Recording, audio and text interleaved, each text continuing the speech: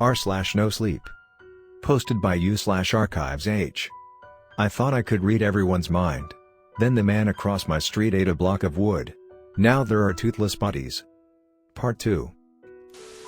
I don't know what happened, but the next thing I knew I jolted upright in bed. Like a lightning bolt. Kind of. I woke up in a sweat, confused. My clothes were different. I didn't remember changing, nor falling asleep, and the last thing I remembered was right. Donald knocking on the door and that evil laugh of that thing. I smelt smoke. Burning smoke, except it wasn't like something burning, at least not normally. It was like pastries being cooked, like a delicious Danish custard bread thing. I dunno, I get those from funerals all the time. The smell was coming from outside, and so I ran across my apartment, ripped open the curtains, and saw it. The fire. The smoke. The smell of delicious bread one only gets at funerals. And the smell was coming right from the apartment across mine, where Donald lived. The fire wasn't normal. It was black. Evil. But not really. It was as if the black flames meant something, like justice, or something, but not truly evil in itself. The fires burned strongest in where Donald's apartment was, and felt no shame in smiling as it burned. Something was wrong. I've passed by fires before, and I have always been able to hear the thoughts of the damned, whether I've seen the people inside or not. But here, now, nothing. Not even a cry for help, a whimper, nothing. Just pure, black silence. And I hated it. I looked at the apartment doors. Nobody was coming in nor out, and it was then when I suddenly realized that I hadn't actually seen anyone come in or out in days, no, weeks, or months, even. Below, as the smoke began to clear, I saw the streams of water crash into the flames, quickly igniting them. The ocean of thoughts began to streamline into my brain as people entered the scene.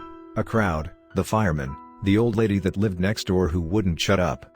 I put on a coat, headed downstairs, and out into the scene. The shouts and cries of people cheering the firemen were everyone mental and physical as the good men, women, and other people put out the unnatural flames. What the heck is this fire? Some random fireman shrieked. How does it turn black? Sodium can turn fire black, I snapped, trying to make sense of the situation. It's true. And how do you know? He paused, studying me. I know you. You're the person that scammed my. I quickly walked away. I could deal with the consequences of my actions some other time. Usually never. Probably never. I walked over to a police car, where Agent Stephanie Ringage emerged. Ringage, FBI, she announced, causing everyone to go dead silent. By now, the flames had finally been extinguished, and there was nothing left but a rotten shell of a place. Now, I need everyone here to get into a line. Agents Varaluz and Gray will deal with you. That's my cue to leave, I murmured, walking away from the scene. Ringage stared into me like daggers. Kaya Jones, she growled. With me. I walked over to her, and she gestured for me to get into the police car. As soon as we did, the thoughts dimmed. See, whenever I'm in a private space, I can block more thoughts out. Listen, she began, I'm only telling you this because Quint mentioned that you were afraid of the guy who lived across the street, Donald. And because you're my friend, a terrible friend, but. I get it, I finished. So, what's up? Listen, she continued, you're our number one witness, not suspect, but witness. Oh, goody. I rolled my eyes sarcastically.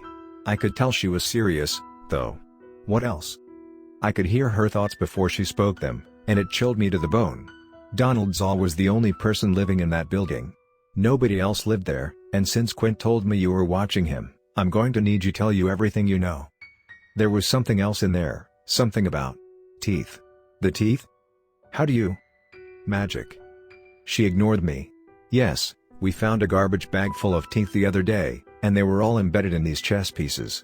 Now, you like chess, and I can't help but think these were made for you. Still, something else she was holding back. And? I pressed. The firemen inside discovered bodies. Dead bodies wrapped in this white cloth, Stephanie informed. One of them was uncovered, and there was a corpse inside, a high schooler everyone thought ran away. Instead, he's dead, missing all his teeth and tongue. So tell me, Kaya Jones, how do you fit into all of this? Magic, I sarcastically replied. You'll see it in my report. Now, can I get out of here? Promise to stop scamming old widows? She questioned. No. I got out of the car, and back within a sea of noise. People were shouting as one by one, people wearing masks and suits entered and left the apartment, taking bodies wrapped in white cloth outside. I caught a glimpse of one such body which wasn't uncovered. It was absolutely horrifying, teeth removed, face impossibly pale, and what looked like hair that was dyed and preserved in a strange liquid. I don't get paid enough for this. I was escorted to the station by police, and there, I wrote up my report, minus the mind reading. I also made sure to brighten myself up as best as possible, an innocent sheep among the terrifying black flames. That's where I found out the body of Donald Zoll had not been retrieved. But he, for all concerns of the authorities, had started the fire, and perished in it. Also that a sheer total of 163 dead bodies had been found, with countless more lost to the flames.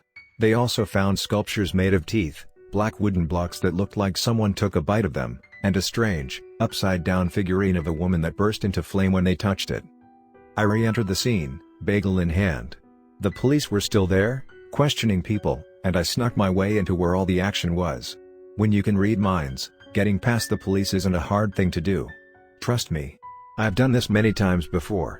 Like on my drug test, it was one time, I swear.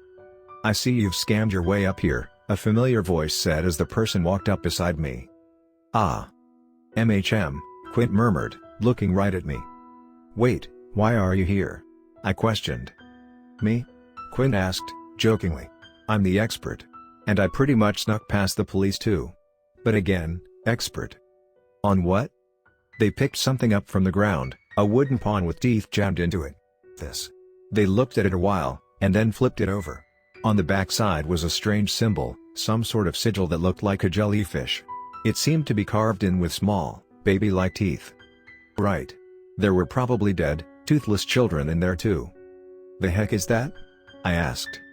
"I'm not sure," Quint agreed, "but," he pointed to a group of people with signs shouting something in the distance, "I bet they know." I walked over there and heard a cacophony of thoughts, all talking about some divine justice or whatever. In the middle, shouting the loudest was an old, yet fit man dressed in black robes adorned with golden symbols. His hair was cut strangely, like some sort of televangelist. "Those who embrace evil will be judged by the Ancient Ones," he growled. "Evil is not long for this world, and those who practice it will be thrown in a pit of black flame. Sacred is the will of the gods, and bless them for showing us the path." "Hey," I greeted.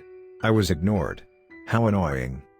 "The Koekyu have shown us divine justice on this hallowed day," he snarled. "Blessed are us, the children of the gods. The path towards enlightenment is true and within us all. Sacred are those who would lead us to the path." "Hey," I snapped.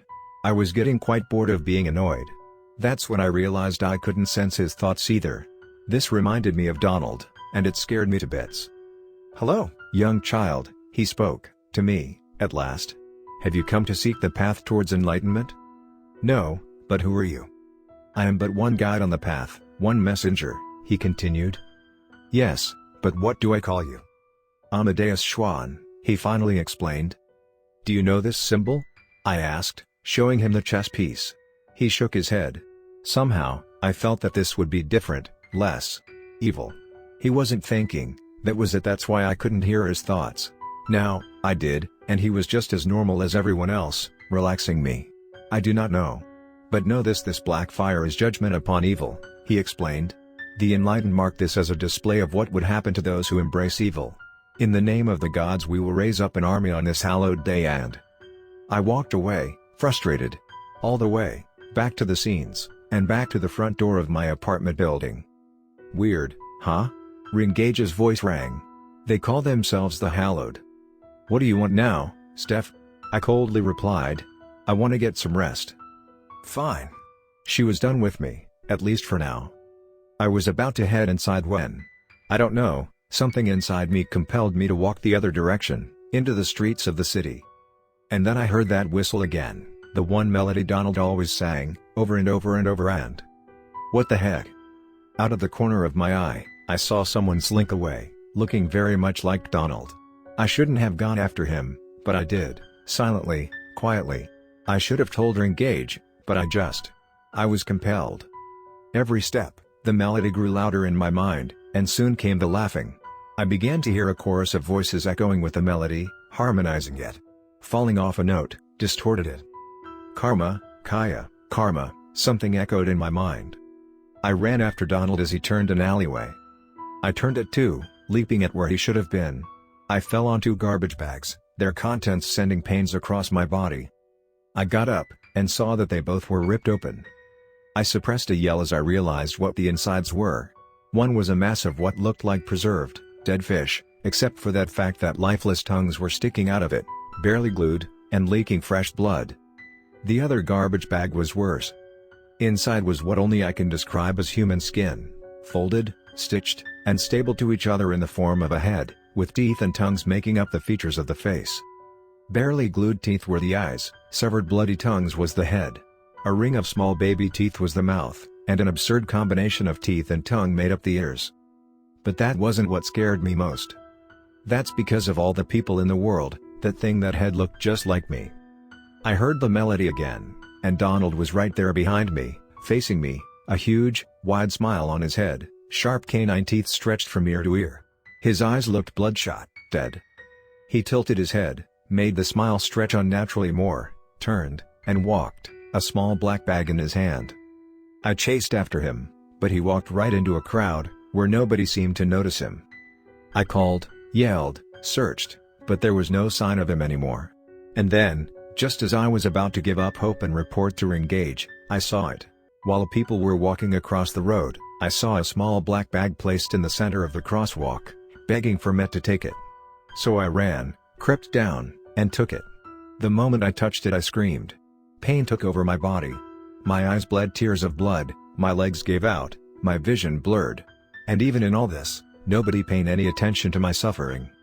I breathed what I thought would be my final breath as my vision pooled up with blood and I heard the piercing ring of a familiar tune. My alarm clock. It was 8 in the morning, and I was late to work. But I wondered, had last night been a dream? Wrong. Neatly, on my kitchen table, just to my cereal was a small, black bag that begged me to open it. On the news were the reports of dead bodies being found in an apartment. Outside, through the window, a building had burnt down. And then, just as I was about to leave my apartment, a familiar unnatural laugh returned, an evil face was seen through the hole, and the knocking on the door started again, harder, louder, deeper than last time. The whistling returned again, stabbing my head with pain. The laughing grew in volume, yet the noise seemed moist, and wet. I can barely think straight now, so please, if there's anyone reading this, I need help. Please, if there's any God out there, any path, I need it. I can't live like this, I can't. Help. Please.